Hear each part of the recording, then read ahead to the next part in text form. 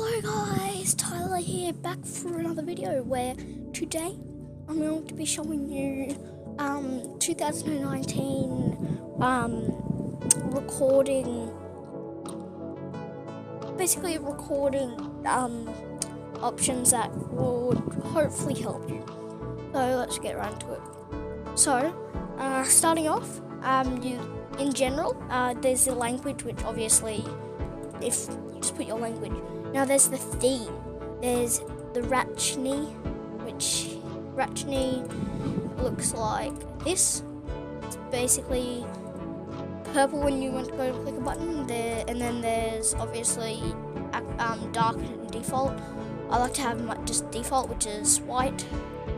So now over to if you guys would like to streaming services. So first, stream type. If you stream on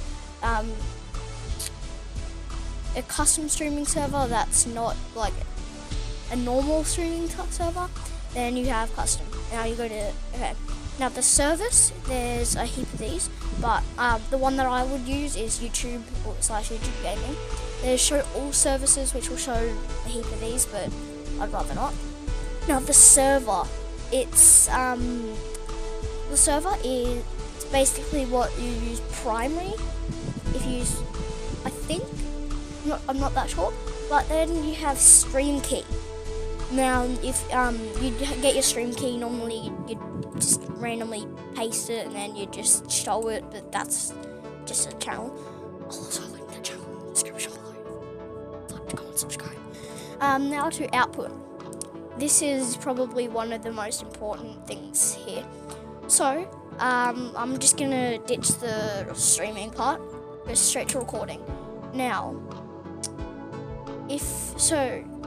what you do is, I cannot edit the top for some reason, but okay. So, the type you can either put it standard or advanced. It's up to you. And then the recording path is basically where after you finish recording, where the videos would go to. Now generate the file name. So after you finish recording, the name, if you tick that, then the name will won't have spaces, so it should just be one word. Audio track, I just keep one. Encoder, there's a NVIDIA one that I would recommend using. Now for the graphics, not graphics, whatever they are. So I have it at 1920 by 1080. Out of most of them, because it's actually easier to stretch. Because if you have like 1081, then it's very small. Now the custom mixer settings I don't really worry about. So now the rate control. You keep it at CBR. Now the bit rate is probably one of the most important things out there. So the bitrate is basically if your video will be laggy, glitchy, or just straight up perfect. So for recording, it's best to either put it at 40,000, 50,000, or 60,000. You can put it at 30,000 if your computer's kind of beefy, but apart from that, you just keep it like at that one. And now the keyframe interval, you just keep it as 0. The CPU usage, that is basically how much CPU you get. If you have a very good hard drive, I would put it at super fast, or I wouldn't recommend ultra fast. I put mine at very fast. Now the profile, you just keep main, tune, none, and then separate, you just keep that as 0. And then you click apply. Now over to the audio. So the sample rate, 48 kHz, and then the channels, just stereo. Now the desktop audio device is basically the type of if you have headset or speakers. So as you guys can see, there's disabled, which if you guys now go out, save it. See, there's no audio one now. Then I'll just change it back to my headset. Now, desktop audio device 2, that's if you want to have, if you want two desktop audio devices to appear here, but you don't have to do that one, but I would probably not recommend it. Now over to the mix or auxiliary audio device. That is just the type of microphone you have. So I have the headset microphone Razer Kraken 7.1 version 2, which is basically the headset earphone Razer Kraken 7.1 version 2. Okay. Now, if you have a second type of microphone,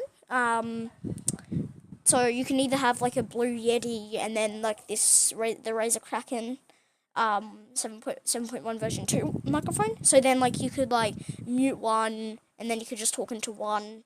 You can mute, yeah. Now you can have 3 of them as well. That's if you have 3 microphones. Yeah. Moving on to this stuff here. So desktop audio. If you would like to mute your desktop audio, you can push to mute. So you can just push a button and then you can mute it. And then there's push to mute delay. So say if I click a button, then it will mute that audio device for the amount of milliseconds that you put it for.